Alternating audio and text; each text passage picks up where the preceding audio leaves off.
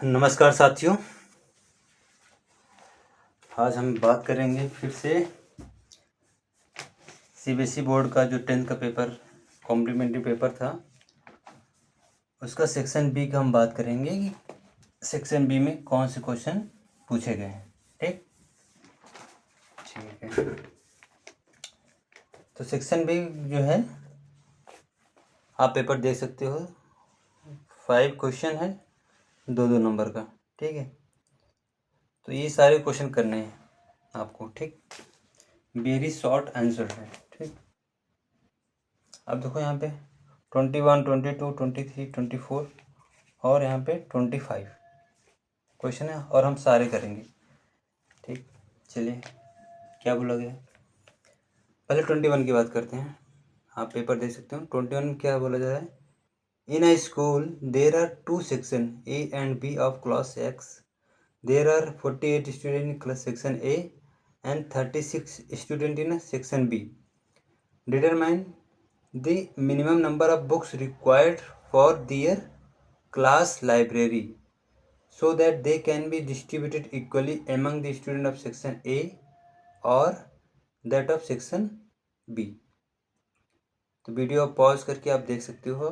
ठीक है, क्या बोला जा रहा है यहाँ पे कि एक स्कूल है, वहाँ पे 2 सेक्शन है, सेक्शन ए और सेक्शन बी,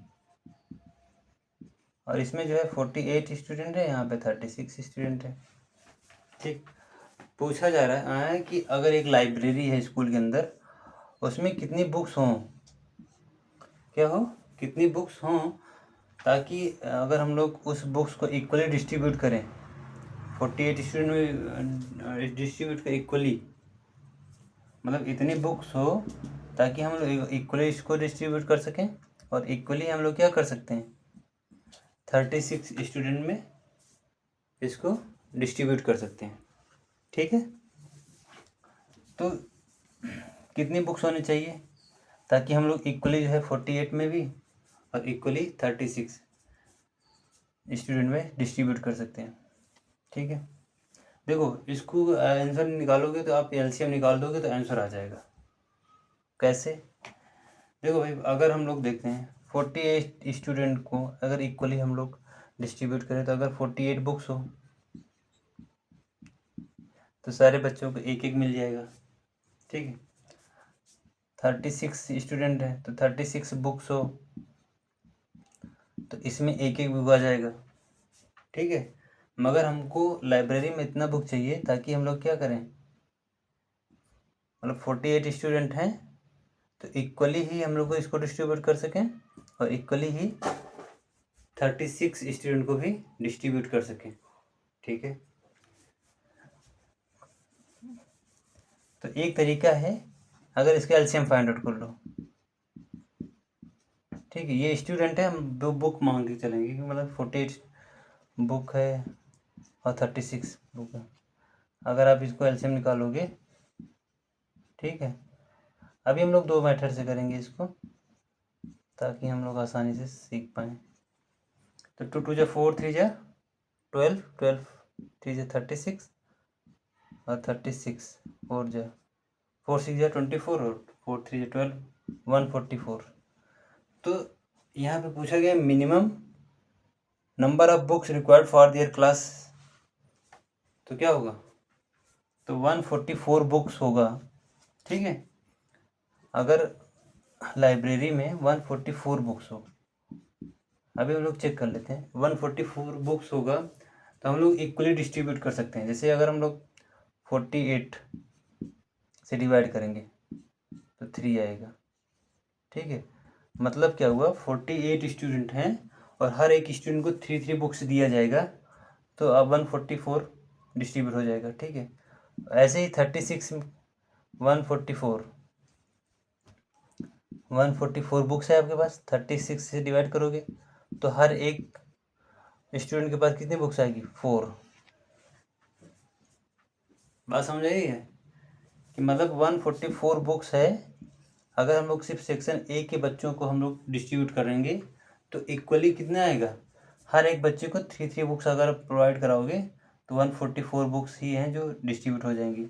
और 144 ही बुक्स हैं, अगर 36 स्टूडेंट में डिस्ट्रीब्यूट कराना है तो हर एक बच्चे को क्या करना है, 4 बुक्स क्या करना है, डिस्ट्रीब्यूट करना पड़ेगा। क्योंकि यहाँ पे बोला गया है कि मतलब कि distributed equally among the student of section A और दैट ऑफ सेक्शन बी। मतलब सेक्शन ए में भी हम लोग इक्वली डिस्ट्रीब्यूट कर सकें और सेक्शन बी में भी हम लोग इक्वली डिस्ट्रीब्यूट कर सकें।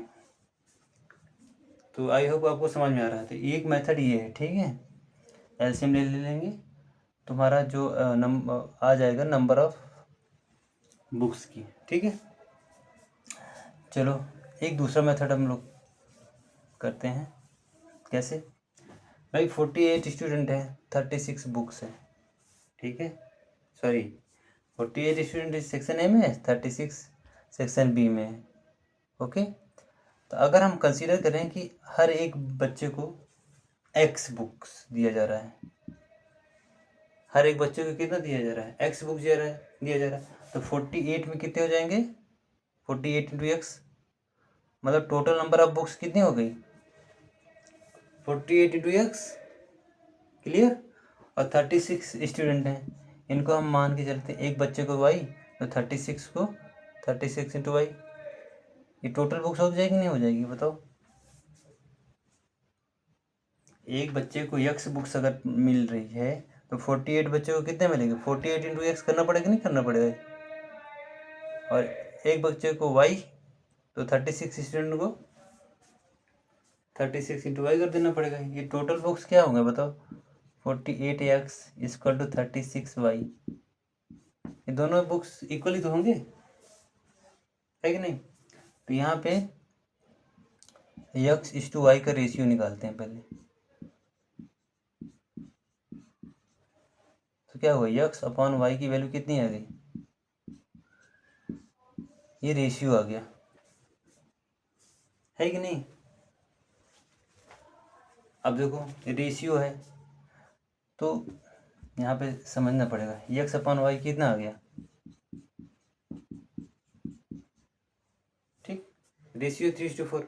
अब हो सकता है कि x 6/8 भी हो सकता है, यहाँ पे 9/12 हो सकता है, कुछ भी हो सकता है ना। x अपॉन वाई का रेशियो 3.4 है, तो 6/8 9/12 कुछ भी हो सकता है। मगर हमको क्या लेना है, हमको बोला गया ना यहाँ पे मिनिमम नंबर ऑफ बुक्स चाहिए, क्या, मिनिमम नंबर ऑफ बुक्स। तो x की वैल्यू हम लोग ले लेंगे 3 और y की वैल्यू ले लेंगे 4, ठीक है।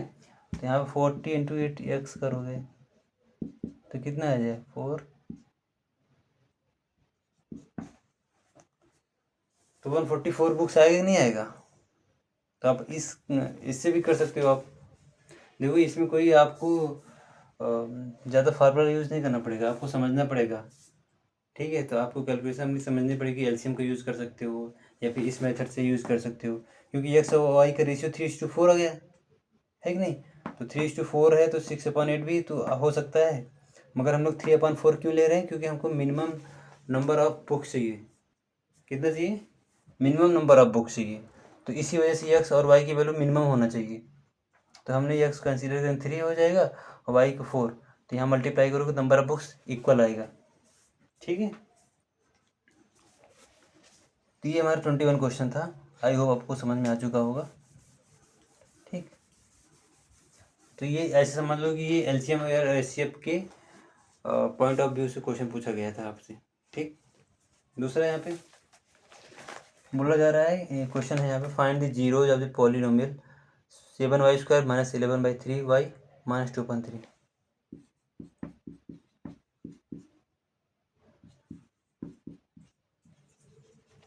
ये 2.3 है, ठीक है। अब नंबर ऑफ जीरोज पूछा गया है, क्या पूछा गया है यहाँ पे, नंबर ऑफ जीरोज। तो नंबर ऑफ जीरोज क्या होता है, इसकी रूट वैल्यू, वो रूट वैल्यू जो इसको पुट करने पर इसे वो जीरो कर दे, है कि नहीं। वो रूट वैल्यू क्या होती है, जो इस यहाँ पे वाई की वैल्यू पुट करो और इसको जीरो कर दे, ठीक है। तो इसको जीरो करने का मतलब क्या है, इसको जीरो होना चाहिए। तो कौन सी वैल्यू रखोगे यहाँ पे थोड़ा सा इसको ऐसे भी कर सकते हैं ना हम लोग। 3 यहाँ पे जाके मल्टीप्लाई हो जाएगा। आई होप आपको समझ में आ रहा होगा। ठीक है, तो ये हमारा क्वाड्रेटिक इक्वेशन बन गया। अब इसको निकालने के लिए क्या तरीका होता है, इसका रूट से निकालना है। ठीक है, अब देखो एक तो तरीका होता है फैक्टराइजेशन मेथड, स्प्लिट करते हैं। 21y² इंटू क्या करोगे यहाँ पे, तो -42y² हो जाएगा। अब -11y को स्प्लिट किया जाता है, ऐसा स्प्लिट करें कि -11y आ जाए और उनको दोनों का मल्टीप्लाई करने के बाद -42y² आ जाए। ठीक है, तो ऐसा कोई स्प्लिट होने वाला नहीं है। ठीक है, यहाँ पे तो एक और फार्मूला होता है श्रीधराचार्य मेथड बोला जाता है, जिसमें y की वैल्यू क्या हो जाएगी, फार्मूला होता है -b plus -b² -4ac upon 2a। ये होता है ना, -b plus -b² -4ac upon 2a। अब आपको पता होना चाहिए b क्या होता है। b is a coefficient of, यहाँ पे जो इसे यहाँ पे इक्वेशन बना दूँ मैं, ax² bx plus c equal to 0। तो एक्स का कोफिशिएंट b है ना यहाँ पे, तो ये b है। और a क्या है, x² का कोफिशिएंट, और c क्या है यहाँ पे, देखो ax² plus bx plus c लिखा है इक्वल टू 0। ठीक है, तो यहाँ पे जो b की वैल्यू रखोगे, ठीक है, b की वैल्यू क्या, -11y लिखोगे आप। -11 तो -b है ना, तो माइनस माइनस प्लस हो जाएगा, तो 11 हो जाएगा। प्लस माइनस b² मतलब क्या हुआ, 121 हो जाएगा। 4 इंटू a मतलब 21, c कितना हो जाएगा -2, और ये 2 इंटू 21। ठीक, इसको सॉल्व कर लोगे क्या आ जाएगा यहाँ पे। ठीक, हम थोड़ा सा इसको यहाँ पे लिखते हैं। ये 11 दिख रहा है, नहीं दिख रहा, हाँ दिख रहा है। 11 प्लस माइनस 121, यहाँ पे 4 2 जा 8, 8 161 168, 4 2 जा 8, 8 1 जा 8, 8 2 जा 60, और माइनस माइनस प्लस हो जाएगा। ठीक है, और 2 इंटू ए करोगे क्या होगा, 42 हो जाएगा। तो 11 प्लस माइनस √9 6 2 8, ठीक है, 42 हो जाएगा। अब √289 का क्या होगा, 17 हो जाएगा। ठीक है, तो 11 प्लस माइनस 17 अपॉन 42, तो एक की वैल्यू कितनी हो जाएगी, 11 प्लस 17 अपॉन 42 कर दोगे, और 11 माइनस 17 अपॉन 42 कर दोगे। ठीक, तो यहाँ पे क्या होगा, 28 अपॉन 42, और यहाँ पे -6 अपॉन 42। दिख रहा है नहीं दिख रहा है, चलो यहाँ पे आपको समझ में तो आ रहा है ना, ये कितना हो जाएगा, एक बार प्लस करोगे, एक बार माइनस, तो 28 अपॉन 42, और यहाँ पे जब सॉल्व करोगे तो -6 अपॉन 42। तो यहाँ पे क्या होगा, 7 4 जा 7 6 जा 2 2 जा, तो इसकी वैल्यू क्या हो जाएगी, तो क्या वैल्यू आ रही है, 2/3 यहाँ से मिल गया आपको, और -1/7, ये इसके क्या होंगे, माइनस दिख नहीं रहा लगता है आप लोगों को। देखो यहाँ पे 2/3 और -1/7, ये हमारे रूट हैं, ये हमारा जीरोज है। ठीक है, तो ये फार्मूला होता है, आपको पता होना चाहिए। ठीक, b क्या होता है, a क्या होता है, c क्या होता है, आपको पता होना चाहिए। ठीक है, तो आप आसानी से कर पाओगे। तो नंबर ऑफ जीरोज पूछ रहा था, तो आपका ये जो है हो गया, find the zeros of the polynomial. ठीक, तो ये फार्मूला पता है, इसको बोला जाता है श्रीधराचार्य मेथड। ठीक, y की वैल्यू निकालते हैं, 2 वैल्यू आ गई ना। ठीक, चलिए, ये हमारे क्वाड्रेटिक इक्वेशन का है, यहाँ से हम लोग रूट्स की बात करते हैं। अब इसी में और करके था, find a quadratic polynomial in x whose one zeros is 15 and sum of the zeros is 42। क्या बोला जा रहा है यहाँ पे, कि एक हमको क्वाड्रेटिक पॉलिनोमियल बताना है इसका जीरोज दे रखा है, एक जीरोज दे रखा है, मतलब इसका जो है एक रूट दे रखा है। जीरोज दे रखा मतलब क्या हुआ, रूट, मतलब अल्फा इक्वल टू 15, एक रूट दे रखा है तो मतलब क्या हुआ, अल्फा की वैल्यू हम लोग, अल्फा हमारा रूट हो जाएगा ना। जो जीरोज है 15 की वैल्यू क्या है,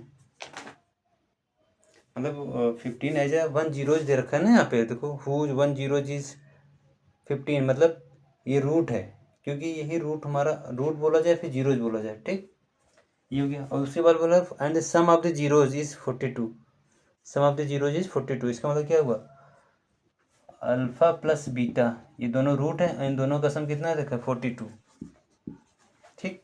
तो यहाँ पे अल्फा की वैल्यू पुट करोगे और बीटा की वैल्यू फाइंड आउट करोगे तो क्या हो जाएगा, 3 - 2 27। तो पहले अल्फा और बीटा की वैल्यू क्या आएगी, 27 पता होना चाहिए। अब देखो क्वाड्रेटिक इक्वेशन पूछ रहा है यहाँ पे, बताओ क्वाड्रेटिक इक्वेशन, देखो क्वाड्रेटिक इक्वेशन तो होता है ax² bx + c, ठीक है, ये स्टैंडर्ड फॉर्म होता है क्वाड्रेटिक इक्वेशन। और एक होता है standard form x² alpha plus beta x और प्लस अल्फा इंटू बीटा होता है, एक स्टैंडर्ड फॉर्म है ना क्वाड्रेटिक इक्वेशन का। तो पॉलिनोमियल इक्वेशन कैसे बनाओगे, अल्फा प्लस बीटा तुमने निकाला है यहाँ पे, देखो अल्फा प्लस बीटा की वैल्यू क्या होगा, कोई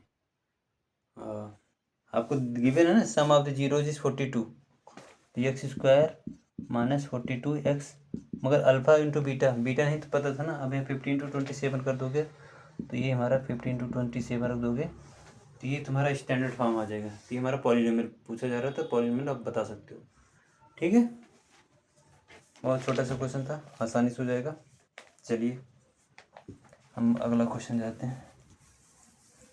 देखो यहाँ पे क्या बोला गया है, find the coordinate of the point which divide the join of -1,7 and 4,3 in the ratio 2:3, मतलब एक लाइन है, लाइन कैसे बनी है, एक का पॉइंट यहाँ पे -1,7 है, यहाँ पे एक 4,-3 है, ठीक है, एक लाइन है, ठीक। और इसको जो है 2:3 के पार्ट में डिवाइड किया जा रहा है, ठीक है। ये एक पॉइंट है, जो ये जो लाइन है, मतलब -1,7 का जो कोऑर्डिनेट है, मान लो ए पॉइंट है, ठीक है, ए पॉइंट का कोऑर्डिनेट है बी पॉइंट का, और इस पॉइंट से इस पॉइंट को मिलाया जाता है तो एक लाइन बनती है, और उस लाइन को 2:3 के पार्ट में डिवाइड करता है, कौन सा पॉइंट, ये सी, ठीक है। तो आपसे यही पूछा जा रहा है कि find the coordinate of the point, तो इस पॉइंट सी पॉइंट के कोऑर्डिनेट को बताना है। कैसे निकालते हो, देखो मैंने पिछले क्लास में बताया था कि अगर यहाँ पे x1 y1 x2 y2 और ये मिड पॉइंट होता है तो क्या होता है, x1 + x2 divide by 2 y1 + y2 divide by 2, ठीक है, जब मिड पॉइंट की बात करता है। मगर इस लाइन को जो है 2:3 की रेशियो में डिवाइड किया गया, मतलब इक्वली पार्ट में डिवाइड नहीं हो रहा है। तो हम लोग एक फार्मूला यूज़ करते हैं यहाँ पे एक्स वैल्यू निकालने के लिए, mx2 प्लस, मतलब m का e, यहाँ पे अगर m/n है, ठीक है, तो m का मल्टीप्लाई x2 और n का मल्टीप्लाई x1 और m + n, तो यहाँ की इसी पॉइंट का कोऑर्डिनेट x की वैल्यू आती है, ठीक है। और y की वैल्यू कैसे क्या हो जाएगी, my2 n y1 m + n, ये फार्मूला आपको पता होना चाहिए, ठीक है।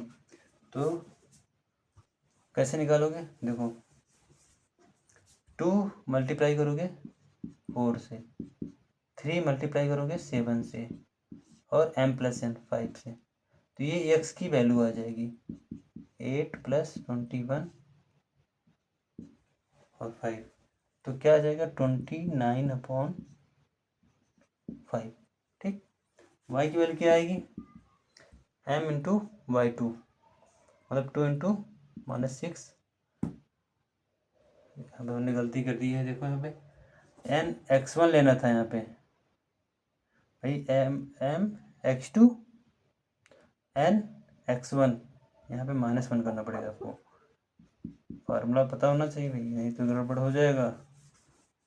8 - 21, सॉरी -3 हो जाएगा ना, 3 × 1, तो 5/5, क्या हो जाएगा 1 आ जाएगा, ठीक है। और वाई की वैल्यू क्या आएगी 2 इंटू क्या करोगे -3 से मल्टीप्लाई -6 और 3 इंटू 7,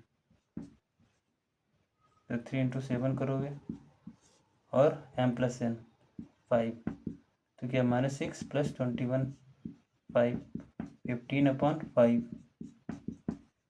ठीक है। तो आपको x और y की वैल्यू पता चल जाएगी। यहाँ की वैल्यू कितनी हो जाएगी, ये 1 और 3। ये पॉइंट है जो ए और बी से जो लाइन है इसको 2:3 के रेशियो में डिवाइड करता है। ये क्वेश्चन आपसे पूछा गया था, ठीक है, ओके। चलिए अब इसी में क्या पूछा जा रहा है, आपको 3 पॉइंट गिवन है 3, 6, 4, मतलब ये बी पॉइंट मान के चलो, ये बी पॉइंट है, ठीक है। 6, 4 और सी क्या दे रखा है यहाँ पे 8, 6, ये हमारे 3 पॉइंट है, ठीक है। थोड़ी मेरी राइटिंग थोड़ी गड़बड़ है, ठीक है। ये सी पॉइंट है, ठीक, 3 पॉइंट है। अब पूछा जा रहा है कि using distance formula prove that the point A B and C are collinear. क्या ये तीनों पॉइंट कोलिनियर हैं? अब बताओ कोलिनियर मतलब क्या होता है, ऐसी लाइन जिसपे पॉइंट क्या होते हैं एग्जिस्ट करते हैं। मतलब एक लाइन ऐसी हो जिसपे ए पॉइंट भी हो, बी पॉइंट भी हो, सी पॉइंट भी हो, तब हम बोलेंगे कि ये क्या है कोलिनियर है। मतलब एक ही लाइन पे तीनों पॉइंट आते हों, ठीक है। कैसे निकालोगे, देखो कोलिनियर निकालने का हमको फार्मूला पता होता है कि अगर हम लोग एरिया निकाल देते हैं, अगर हमको एरिया निकाल देते हैं, जैसे कोई भी पॉलीगन है, ठीक है, जैसे हमारा ट्रायंगल है, इसका एरिया हम लोग half into base into height से निकालते हैं। एक फार्मूला होता है 1/2 x1 y2 - y3 plus x2 y3 - y1 x3 y1 - y2, इसका एरिया निकालते हो आप, ठीक है।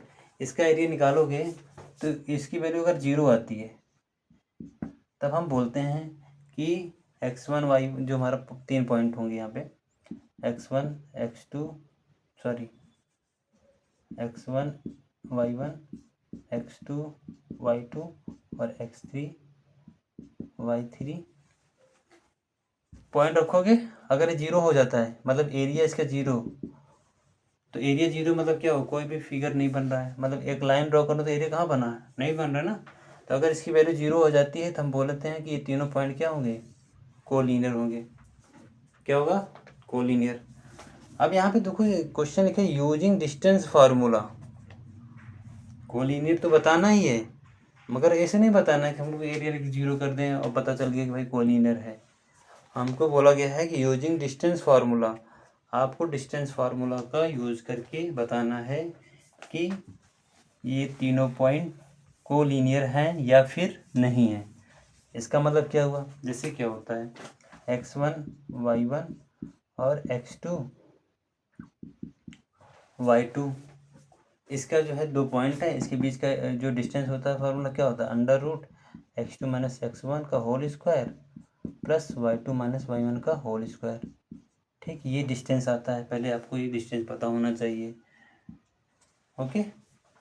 तो 2 पॉइंट के बीच का डिस्टेंस निकालना है तो x2 - x1 का whole square plus y2 - y1 का होल स्क्वायर, ये फाइंड आउट करना होता है। चलिए ठीक है। अब मगर यहाँ पे कैसे करोगे, जैसे यहाँ पे ये 3 पॉइंट हैं A B C, तो कहने का मतलब क्या ए बी का डिस्टेंस और बी सी का डिस्टेंस, ए और बी का डिस्टेंस निकाल लो, बी और सी का डिस्टेंस निकाल लो और फिर ए और सी का डिस्टेंस निकाल लो। मतलब क्या हुआ ए बी और plus B C equal to A C, अगर हम लोग प्रूव कर दें, ठीक है, अगर हम ये बात प्रूव कर दें तो हमें कह सकते हैं कि हमारा ये जो तीनों पॉइंट है वो कोलिनियर है, ठीक है। चलिए ये याद रखना पड़ेगा आपको। देखो यहाँ पे अगर ये पॉइंट थोड़ी सी अगर ये बड़ा हो जाएगा तो ये कोलिनियर वाली कंडीशन फॉलो नहीं करेगा ना भाई, एक ही लाइन पे कब आएगा, जैसे 2 + 3 5, तो ए और सी का सम 5 आ जाएगा तो क्या होगा, कोलिनियर हो जाएगा, मतलब एक ही लाइन पे होएगा। अगर ऐसा नहीं है तो वो एक लाइन पे नहीं है, ठीक है, मतलब वो कोलिनियर नहीं है, ठीक है। ये हमारा डिस्टेंस, यूजिंग डिस्टेंस का यूज़ करना है। कैसे, पहले एक पॉइंट निकालोगे, कैसे निकालोगे, अभी मैंने बताया डिस्टेंस का फार्मूला x2 - x1 मतलब 6 - 3 का होल स्क्वायर प्लस 4 - 1 का होल स्क्वायर अंडर रूट, यहाँ पे 3 का 9, ये 3 का 9, तो कितना हो गया, अंडर रूट 18 आ गया, ठीक है। यहाँ 3√2 हो जाएगा, नहीं हो जाएगा, आराम से निकाल सकते हो। तो यहाँ पे इसका जो बीच का डिस्टेंस है अगर देखा जाए तो कितना है, 3√2। अंडरस्टैंड, देखो तुम समझते हो बस। अब बी और सी के बीच का डिस्टेंस कैसे निकालोगे, x2 - x1 मतलब 2 का स्क्वायर, y2 - y1 2 और 2 का स्क्वायर 4, तो मतलब क्या हुआ यहाँ पे, अंडर रूट 8 आएगा, नहीं आएगा, और यहाँ पे 2√2 हो जाएगा। क्लियर, बी और सी के बीच का डिस्टेंस कितना हो गया, 2√2। ओके, अब हम लोग ए और सी के बीच का डिस्टेंस निकाल लेते हैं, ठीक है। कैसे, x2 - x1 मतलब 8 - 3 का होल स्क्वायर और y2 - y1 का होल स्क्वायर, ठीक। तो 5 का स्क्वायर प्लस 5 का स्क्वायर, तो क्या होगा, 25 25 50 है कि नहीं, तो 5√2। तो यहाँ से और यहाँ से इसके बीच का डिस्टेंस कितना हो जाएगा, क्लियर है नहीं क्लियर है भाई, ना क्लियर होगा बताना हमको, ठीक। 5√2 हो जाएगा, ठीक है। तो 5√2 देखो यहाँ पे 3√2 प्लस 2√2 5 हो रहा नहीं हो रहा है, तो ये क्या हो रहा है यहाँ पे, A B plus B C equal to A C, A B के बीच, ए और बी के बीच का डिस्टेंस 3√2, बी सी की 2√2, ए सी 5√2, 3√2 5√2, बोलो। तो ए बी सी हमारा क्या हुआ, कोलिनियर है कि नहीं है, तो कोलिनियर है, क्लियर है। हमने डिस्टेंस फार्मूला का यूज़ करके हमने प्रूव किया, ठीक है। ये आपका क्वेश्चन 23 हो गया, सेक्शन बी का क्वेश्चन है ये, ठीक है। अब सेक्शन बी का ही हमारा पास 24th क्वेश्चन है, आसानी से एक बार देख लो, वीडियो को पॉज करो उसके बाद देखो, ठीक। दिख रहा है, अच्छे से देख लेना फिर, ठीक। अब यहाँ पे देखा क्या है, in the given figure from a point L which is at a distance of 13 cm from the center O of a circle of radius 5 cm. The pair of the tangent LM and LN are drawn to the circle. Find the perimeter of the quadrilateral LMON. बहुत आसान सा है, figure बना देता हूँ मैं आपको, ठीक है।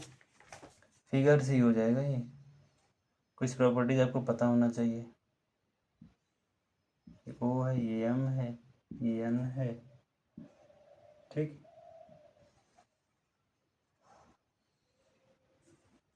ये 5 सेंटीमीटर दे रखा है,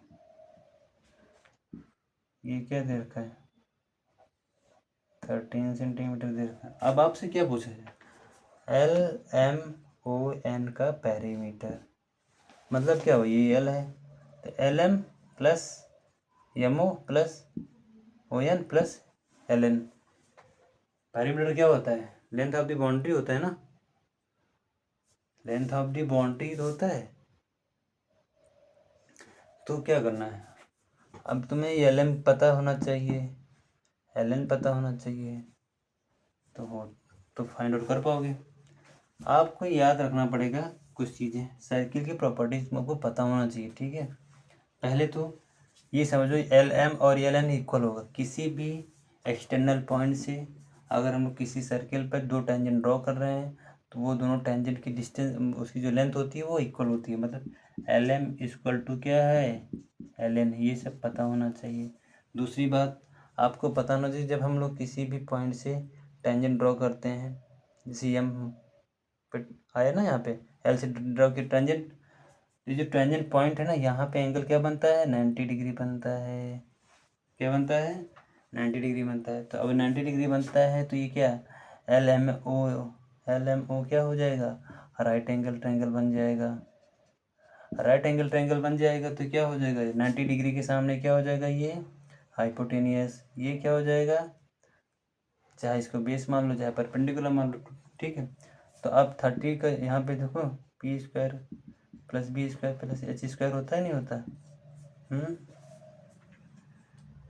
तो यही पाइथागोरस थ्योरम है ना।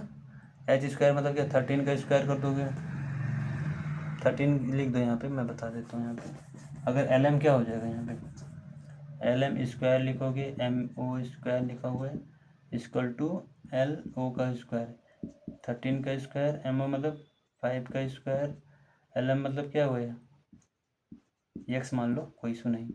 यहाँ पे जो 13 का स्क्वायर माइनस 5 का स्क्वायर,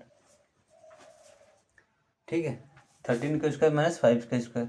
अब यहाँ पे क्या कर सकते हो, ए स्क्वायर माइनस बी स्क्वायर का फार्मूला लगा सकते हो, उसके थ्रू कर सकते हो, या तो आपको स्क्वायर पता हो उसको माइनस कर सकते हो। 13 5 माइनस 5 क्या हो, 8, और 13 प्लस 5 18, 18 इंटू 8 क्या हो जाएगा, 144 हो जाएगा। तो आप क्या देख रहे हो, एक्स स्क्वायर की वैल्यू क्या आई, 144 है, तो एक्स की वैल्यू कितनी आ जाएगी, 12। क्लियर है ना। यहाँ पे एक्स की वैल्यू 12 कैसे आएगी, क्योंकि ये 2 हटता है तो यहाँ पे स्क्वायर रूट लगता है, स्क्वायर रूट निकालोगे तो 144 का तो क्या आएगा, 12 भी तो आएगा। तो एल एम की वैल्यू कितनी हो गई यहाँ पे, 12। और हमने देखा है कि L M equal to L N होता है, तो ये भी 12 हो गया आसानी से। ओके, तो क्या हुआ, ये ओ एन मतलब क्या हुआ, रेडियस तो इक्वल ही होता है ना, ये 5 है तो ये भी 5 हो गया। और पैरामीटर का क्या होता है, length of the boundary, perimeter of L M O N पूछा जाए तो क्या होगा, 12 प्लस 5 प्लस 5 प्लस 12 कितना हो जाएगा, 12 प्लस 12 24 प्लस 10 34। क्लियर है। तो आसानी से कर सकते हो, बस आपको थोड़ी सी प्रॉपर्टी पता होना चाहिए। ये L M equal to L N होता है। बहुत आसानी से क्वेश्चन नंबर हो गया। अब देखो यहाँ पे क्वेश्चन बहुत सारे इजी ही हैं यहाँ पे सेक्शन बी में, ठीक है, क्योंकि छोटे थोड़े नंबर के हैं, 2-2 नंबर के, मगर आना तो चाहिए ना।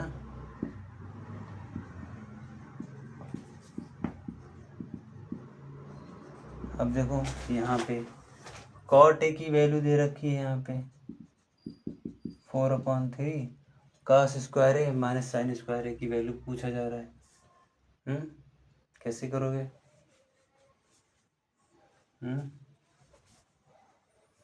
देखो क्या होता है, कॉट ए क्या होता है, वैसे हम लोग राइट एंगल ट्रायंगल मतलब ट्रायंगल पढ़ते हैं ना, तो हम लोग क्या करते हैं, वो रेशियो पढ़ते हैं ना, साइन ए की वैल्यू क्या होता है, साइन होता है, साइन थीटा क्या होता है।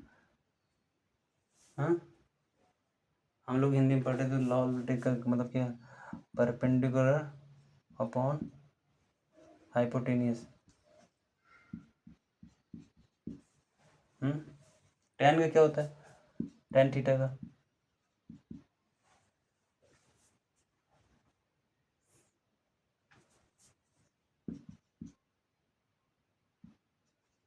Perpendicular upon base. और यहाँ पे कॉट का क्या होता है, इसी कोड का हो जाएगा।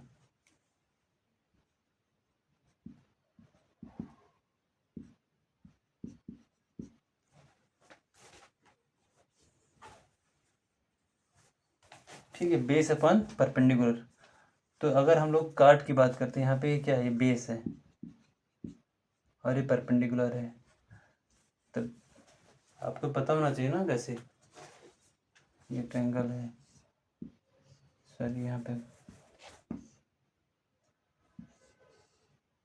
ये 90 डिग्री है, अगर थीटा है, ठीक है, ये बेस हो जाएगा, ये परपेंडिकुलर हो गया, ये हाइपोटेनियस हो जाएगा, ठीक है। तो कॉट थीटा अगर ये है तो यहाँ पे बेस कितना हो जाएगा, यहाँ पे 4 और ये क्या हो जाएगा 3। ठीक, तो हाइपोटेनस निकालोगे तो क्या आएगा यहाँ पे 5 आएगा। ठीक है, base square plus P square plus hypotenuse square का हम लोग यूज़ करेंगे। हम लोग जब थ्योरी पढ़ेंगे तो वहाँ पे अच्छे से समझ जानेंगे। ठीक है, आसानी से कर लोगे। यहाँ पे 5 आ जाएगा, अभी मैंने एक क्वेश्चन करके दिखाया था। तो फिर यहाँ पे हाइपोटेनस आपको पता चल गया। ठीक है, कितना है 5। अब आपसे कॉस स्क्वायर है माइनस साइन स्क्वायर है पूछा गया है। कॉस ए की वैल्यू कैसे निकालो, ये ए मतलब थीटा मान सकते हो यहाँ पे। तो कॉस ए की वैल्यू क्या होगी, बेस अपॉन परपेंडिकुलर होता है, सॉरी बेस अपॉन हाइपोटेनस होता है। तो बेस कितना है यहाँ पे 4, हाइपोटेनस कितना है 5। साइन ए की वैल्यू कितनी होगी,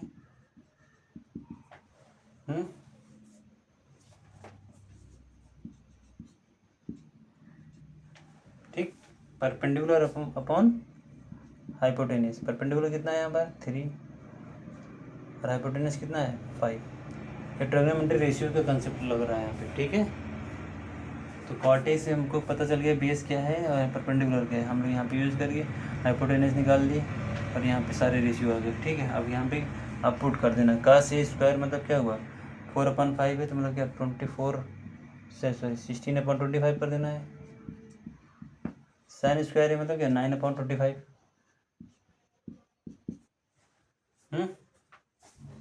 आसानी से कर पाओगे, बेस सेम है कर दो यहाँ, डिनोमिनेटर सेम है तो क्या करना पड़ेगा, कर लोगे ना आप। यहाँ पे कितना होगा 15 सॉरी 16 - 9 है ना यहाँ पे, 7/25 हो जाएगा। तो इसकी वैल्यू कितनी आ जाएगी 7/25। ठीक, तो ये सेक्शन बी का क्वेश्चन था, जिसमें हमने बहुत सारे क्या इसमें जो 5 क्वेश्चन ही थे। ठीक है, बहुत छोटे छोटे थे, जिसमें हम लोग सेक्शन 21 में क्या था 2 सेक्शन थे। पूछा जाता कितने मिनिमम नंबर ऑफ बुक्स चाहिए ताकि हम लोग ए में अगर डिस्ट्रीब्यूट करें तो तब भी इक्वली डिस्ट्रीब्यूट किया जा सके, और बी में डिस्ट्रीब्यूट किया जाता है तो तब भी वहाँ पे इक्वली डिस्ट्रीब्यूट किया जा सकते हैं। ऐसा नंबर ऑफ बुक चाहिए था, तो वहाँ पे आंसर 144 आया था। यहाँ पे नंबर ऑफ जीरोज पूछा गया था, मतलब क्या हुआ रूट निकालना था। तो रूट निकालने के फार्मूला में होता है -b + -√b² - 4ac/2a।